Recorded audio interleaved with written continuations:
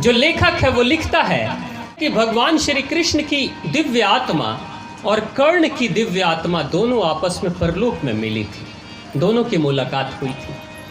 भगवान श्री कृष्ण ने पूछा था कैसे हो कर्ण, तो कर्ण कहता है मेरे साथ बड़ा पक्षपात हुआ धरती पर। जब से मैंने जन्म लिया उसी समय से मेरा निरादर हुआ, बेइज्जती मेरी हुई, मेरी माँ ने मुझे छोड़ दिया। जब से मैंने जन्म लिया उसी दिन से मैं ऐसे परिवार में चला गया, ऐसे माता पिता के घर में चला गया जहाँ पे लोग मुझे सूत पुत्र कहते थे, यानी नीच जाति का लोग मुझे मानते थे। मेरे जैसा प्रतापी, मेरे जैसा दानवीर कोई नहीं था धरती पर, लेकिन फिर भी मेरे नाम के साथ सूत पुत्र हमेशा कहा जाता था। किसी भी सभा में मुझे सम्मान नहीं मिला, हर जगह मेरी बेइज्जती हुई। ये बड़ा पक्षपात भगवान ने किया मेरे साथ, ऐसा नहीं करना चाहिए था भगवान को। जब अपनी सारी शिकायतों की बात कर देता है कर्ण, तो भगवान श्री कृष्ण कहते हैं हे कर्ण, जरा पलट कर मुझे भी तो देख लो, जरा मुझे भी तो देख लो। तुम्हारी माता ने तुम्हें पैदा होते ही छोड़ दिया था, मेरी माता ने कौन सा पैदा होते ही मुझे अपने पास रख लिया था। तुम तो बाहर पैदा हुए थे और तुम्हारे माता पिता भी बाहर थे, परवरिश भी बाहर हुआ। मैं तो जिस दिन पैदा हुआ उसी दिन से भागना शुरू कर दिया था, कारागृह में पैदा हुआ था। किस्मत तुम्हारी अच्छी है या मेरी अच्छी है? मैं जेल में पैदा हुआ, तुम बाहर पैदा हुए थे। तुम्हें लोगों ने, समाज के लोगों ने बहिष्कार किया, अपमानित किया, लेकिन मेरी स्थिति तो देखो कि जिस दिन से पैदा हुआ उसी दिन से मेरा ही मामा मेरे खून का प्यासा था जो मुझे मार देना चाहता था। पहले ही दिन के बच्चों को, पहले दिन जिस दिन जन्म लिया उसी दिन मारने चला आया था। अपना ही सगा, समाज का नहीं, अपना सगा मामा मारने मुझे चला आया था। तुम जब पैदा हुए तो कम से कम तुम्हें जन्म देने वाली माता अभी राजमहल में थी, लेकिन दूसरी माता जो थी वो भी अच्छे से रह रही थी। मेरा जन्म कैसा था कि मेरे जन्म के कारण से मेरे माता पिता कारागृह को झेल रहे थे, जेल खाने में कष्ट झेल रहे थे, सिर्फ मेरे कारण से। तुम्हारे कारण से किसी ने कष्ट नहीं झेला, तुम्हारे कारण से तुमने कष्ट झेला, लेकिन मेरे कारण से तो और कईयों ने कष्ट झेला और साथ में मुझे भी झेलना पड़ा। 6 दिन का था मैं, 6 दिन का। भगवान श्री कृष्ण कहता नहीं कि 6 दिन के रहनी हम, 6 दिन का था मैं। पूतना चली आई थी, दूध पिलाने के बहाने मार देना चाहती थी मुझे, विष पिला रही थी मुझे। 6 दिन के बच्चा, 6 दिन का बच्चा अपने पैरों पे भी खड़ा नहीं हो सकता, वो किसी से लड़ नहीं सकता है। तुम्हारी हालत क्या हुई? तुम्हें तो इस समाज ने अपमानित किया था बहुत बाद में, जब तुम समाज में गए थे तब समाज ने अपमानित किया था। मुझे तो खत्म कर देने के लिए पहले ही दिन से शुरुआत हो गई थी। संघर्ष की कहानी देख लो मेरी कैसे कैसे चल रही है। कर्ण कहता है कि हे श्री कृष्ण, हे प्रभु, एक बात बताओ कि मैंने अगर दुर्योधन की मदद की, क्या बुरा किया? दुर्योधन ने मुझ पे एहसान किया था, मुझे मान सम्मान दिलाया था इस समाज से, मैंने उसकी मदद की, तो क्या बुरा किया था? भगवान श्री कृष्ण कहते हैं अगर दुर्योधन ने मदद की, एहसान के तले दबे हुए थे, तो एहसान, उस गलत इंसान के एहसान को चुकाने का मौका तुम्हें मिला था। वो गलत था, ये तुम्हें पता था, लेकिन फिर भी तुम उसका साथ दे रहे थे। लेकिन जिस दिन अभिमन्यु का छल से तुम लोगों ने वध किया था, उसी दिन उस अनैतिक इंसान के सहयोग में तुम अनैतिक कार्य करके अपने ऋण को चुका चुके थे।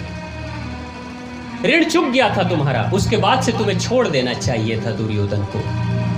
जिस दिन अभिमन्यु को मारा गया था उसी दिन रात को कर्ण के सपने में उसके गुरुवर आए थे। कर्ण के सपने में उसके गुरुवर परशुराम आए थे। मुझसे बहुत बड़ी भूल हो गई, मुझसे बहुत बड़ी गलती हो गई है गुरुवर, ऐसा जब कहता है कर्ण, तो गुरु परशुराम कहते हैं कि तुम्हें ये गलती नहीं करनी चाहिए थी, छल से अभिमन्यु को नहीं मारना चाहिए था। वो कहता है प्रभु क्या करूं, एहसान के तले दबा था, इसलिए दुर्योधन ने जो आदेश किया वो मुझे करना पड़ा। कहते हैं गुरु परशुराम की छोड़ दो एहसान उतर गया, जो मदद की थी उसके बदले में तुमने एहसान उतार दिया, अब तो छोड़ दो उसको। लेकिन उसके बावजूद भी कर्ण नहीं छोड़ पाता है। भगवान श्री कृष्ण कहते हैं चेतावनी तो तुम्हें मिली ही थी, गुरु ने मार्ग तो दिखा दिया था कि एहसान के बदले एहसान कर दिया, गलत करके, गलत इंसान की मदद की गलत करके, तो अब तो छोड़ना चाहिए था, लेकिन तुम छोड़े नहीं उसको।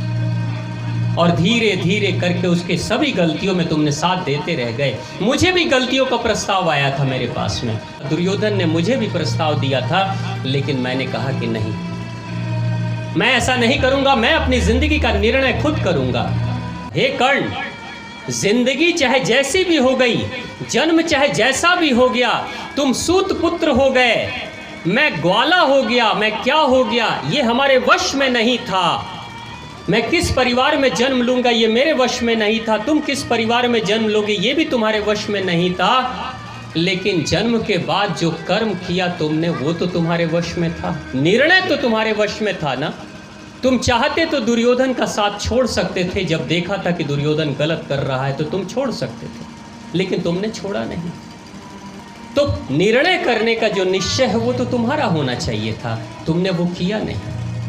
तुमने जब नहीं किया तो परिणाम भुगतने के लिए तुम्हें तैयार रहना पड़ेगा।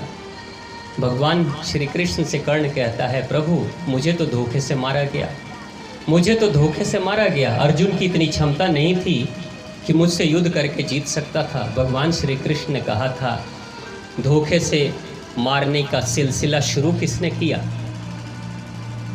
महाभारत का युद्ध ईमानदारी से चल रहा था, नियमों का पालन करते हुए सब कुछ चल रहा था। तुम ही तो थे जिसने अभिमन्यु का वध किया था धोखे से। नियम ये तय किया गया था कि एक योद्धे से एक योद्धा ही लड़ेगा, लेकिन अभिमन्यु एक योद्धा था जिसके साथ मिलकर तुम सभी ने चारों तरफ से घेर के उसको मार डाला था। एक योद्धा के ऊपर अनेक योद्धा मिलकर मारे थे, तो धोखे का सिलसिला तो तुमने शुरू कर दिया था। अब धोखे का सिलसिला जब तुमने शुरू कर दिया तो ईमानदारी की क्या उम्मीद कर रहे हो? अब तो बेईमानी तो होनी है तुम्हारे साथ में, क्योंकि शुरुआत तुमने की, खाता तो खोल दिया तुमने, उसके बाद तो अब बेईमानी ही बेईमानी होगी। उसी वक्त से नियम टूटने शुरू हो गए, और टूटते टूटते नियम ऐसे टूटे कि वो टूटे हुए नियम और गलत नियम ने तुम्हें ही खा लिया। कहाँ दोष है इसमें अर्जुन का? शुरुआत तो तुमने ही की थी। भगवान श्री कृष्ण कहते हैं जो हम सभी के लिए भी, कि आपके जिंदगी में अच्छाइयाँ और बुराइयाँ दोनों आएंगी, दोनों आएंगी आपकी जिंदगी में। ये अच्छाई और बुराई क्या है? ये प्रस्ताव है, ये प्रस्ताव है, एक विकल्प है। कोई आता है, एक इंसान आपको एक गलत प्रस्ताव देता है कि भैया ये काम करिए, आपको पता है ये गलत है, वो प्रस्ताव दे रहा है।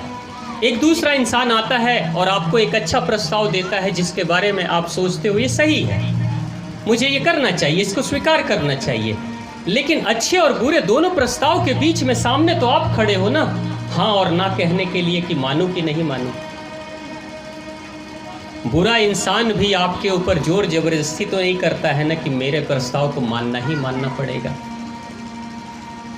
यानी कि अच्छा को माने या बुरा को माने, दोनों के लिए आपके पास विकल्प खुले हैं। मर्जी आपकी है कि आपको क्या करना है, मर्जी आपकी है कि आपको क्या करना है। भगवान श्री कृष्ण यही कहते हैं कि जन्म कैसा हो गया ये महत्वपूर्ण नहीं है, किस कुल खानदान में जन्म हुआ ये महत्वपूर्ण नहीं है, किस जाति में जन्म हुआ ये महत्वपूर्ण नहीं है, घर में पैसे हैं या नहीं है, माता पिता गरीब हैं या अमीर है ये महत्वपूर्ण नहीं है। लेकिन जब जन्म मेरा हो गया तो कर्म करने का निर्णय अब मेरा होगा। मैं गरीब परिवार में अगर पैदा हुआ हूँ तो अपने प्रयास से अमीर बनूंगा, ना कि जिंदगी भर रोते रहूंगा कि भगवान ने मुझे गरीब परिवार में पैदा कर दिया।